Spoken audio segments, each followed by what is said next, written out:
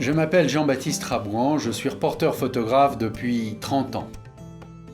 Ce qui m'intéresse avec la photographie, c'est la possibilité de faire une empreinte d'un instant, une empreinte du réel sur une épreuve. Et c'est cette adhérence au réel, cette confrontation au réel qui m'a poussé à devenir reporter photographe. Quand je pars en reportage, je prépare mon sujet. Je le prépare vraiment à fond pour bien comprendre ce que je dois photographier, qui, quoi, comment, etc. Par exemple, en ce moment, je travaille sur un projet de livre sur les pierres précieuses.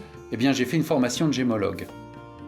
Et cette formation, quoique succincte, me donne quand même les bases pour bien comprendre, pour bien assimiler les réalités et ce que mon sujet est et ce que j'ai envie de raconter aussi. Mais alors, une fois que je suis sur le terrain, tout change.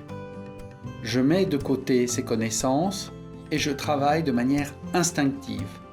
Je me frotte au réel, je photographie sur le vif, je fais très rarement des mises en scène, et je laisse parler l'émotion, je laisse parler le cœur et je travaille vraiment à vue, comme un chasseur.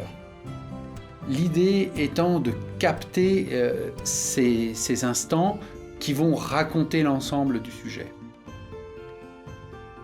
Alors donc, je fais mon reportage, bien souvent je reste longtemps sur place, et même parfois, dans certains cas, j'y vais, je reviens. Ça a été le cas, par exemple, sur mon reportage sur les chamans au Ladakh, où j'ai fait 3-4 voyages.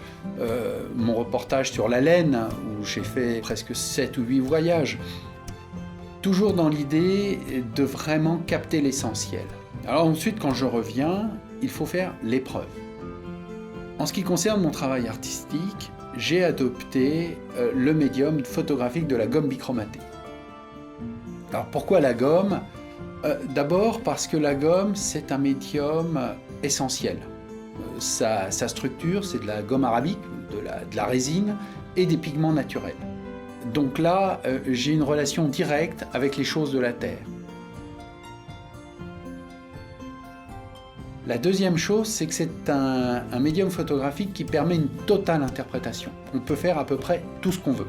De la couleur, du noir et blanc, on travaille au pinceau, on dépouille en utilisant des vaporisateurs, des brosses, etc. Donc on peut vraiment obtenir tous les résultats possibles et donc il y a une totale interprétation de l'épreuve.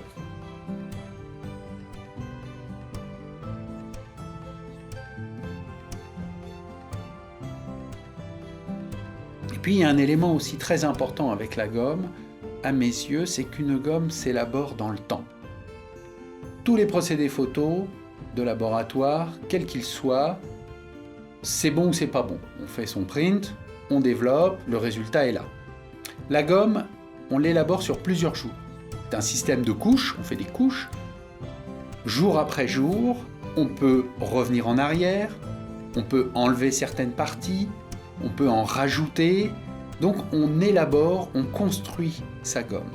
Donc c'est cette construction, et c'est totalement manuel, avec une totale interprétation qui, moi, me fascine. On travaille exactement comme un peintre qui peut faire des repentirs, repasser par-dessus. Et cette élaboration dans le temps, c'est fascinant parce qu'elle se conjugue avec une prise de vue qui, elle, s'est faite dans l'instant.